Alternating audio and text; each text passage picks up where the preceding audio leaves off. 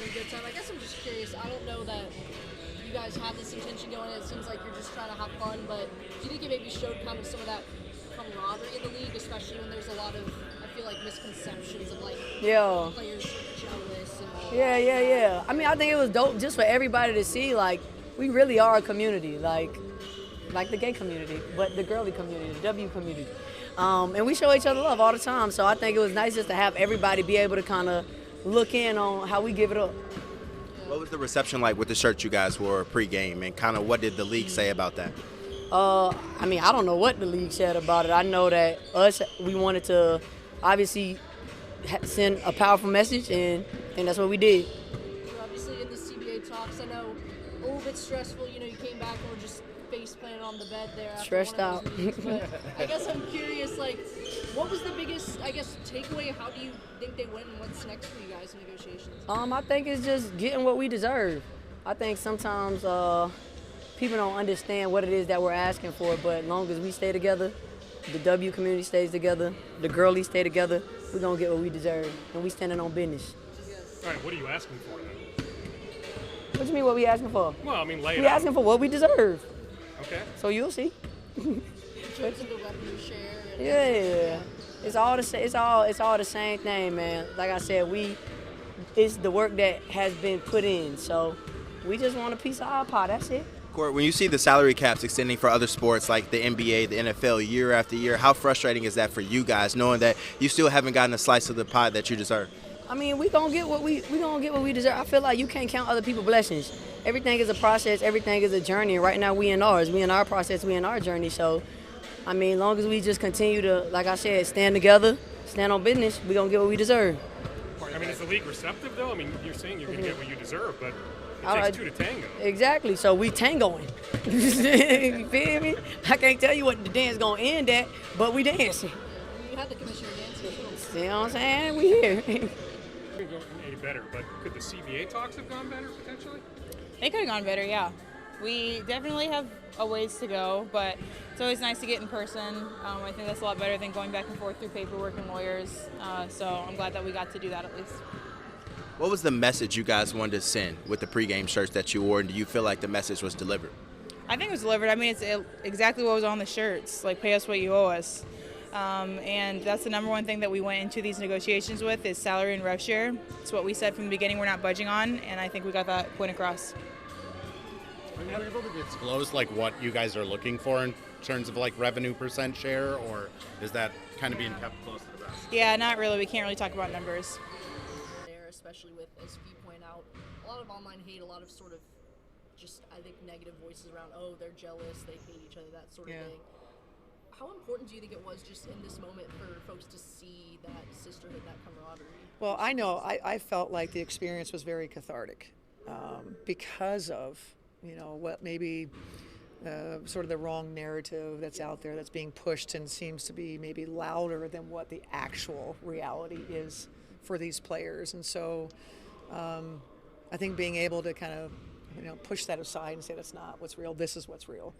And now we're going to get back to being competitive, and that's okay, But as you saw, you can be competitive and you can have moments on the court, but then they all genuinely care about each other and root for each other.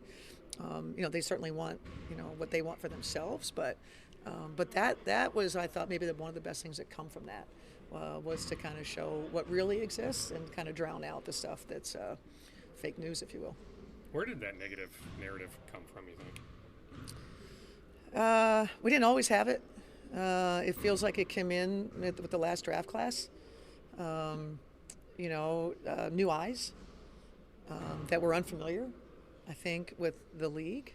And, getting to know the league a little better for them probably would have been a good idea. But it seems like where it started.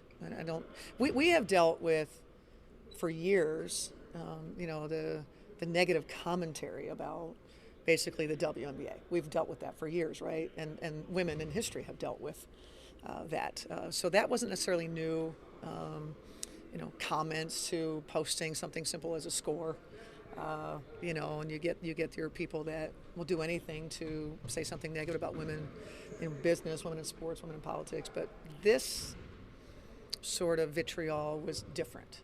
and new. And I think that came with, sort of the popularity, more eyes on it. And heck, everybody's got a microphone these days. Everybody's got an opinion. And they're not always informed opinions. And so literally everywhere you look, you can say anything you want, whether it's true or not. You can say it. And then people go, hey, did you see? And everyone that's why I am teaching my son at every turn I get that what you're seeing on that device isn't always real. And most times it's not real. And a lot of people, grown people, that's a hard concept for them. And so narratives get spewed and repeated. So I thought, being able to, sort of reclaim the WNBA space, I thought that was cathartic. Coach? There's something important, too, about, and it's a stub-butts question, but I think it's important, about Courtney and T being, they have that platform, but they're also black and queer, and sort of centering that and their authenticity in this. Yeah, I think was so powerful, because I've been in the league for a long time, 25 years, and it wasn't necessarily the space that we could be in being ourselves, and whatever that means, whether it's black, queer, straight, whatever it is. That's what's the beauty of the WNBA, is that every time I'm in a space with whether it's national team, all-stars, whatever, and I'm around WNBA players, that is the most beautiful thing that we do, that everyone gets to be themselves. And the league now is in a much better space than what we were in, because, we've gone through go back and look at the pictures of some of the players in the beginning, and they had to look a certain way, and, had to make sure there was makeup and, maybe, presenting them. There was a lot of talk at that time about uniforms, and should we shorten the shorts, should we tighten these things and, make us more societally pretty. That was the beginning of the league. Ask Sue Bird and Diana Taurasi about the beginning and what they were subject to. And the beauty of this is that the natural evolution and where we are, that being ourselves is just okay. And that's a wonderful thing. Coach, how proud are you of the players when they kind of form together as one to go out there and put on those shirts sprint pregame and kind of send a message to the W? Yeah. You're talking about All-Star? Yeah. I love the experience, obviously, being able to have all of ours on one team. But I loved our team a lot, the experience. They genuinely were there to have a good time and support each other. And, we had leaders, we had people that were kind of, taking charge in different spaces. And it was just a lot of fun. Everything that you saw and that it seemed to be, it was a lot of fun.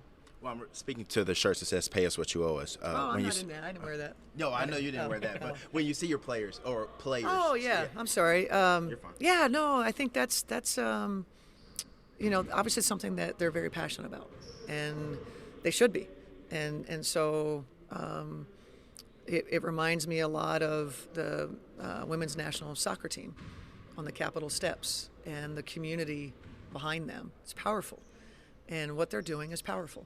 And, obviously I was not privy to any of what was happening.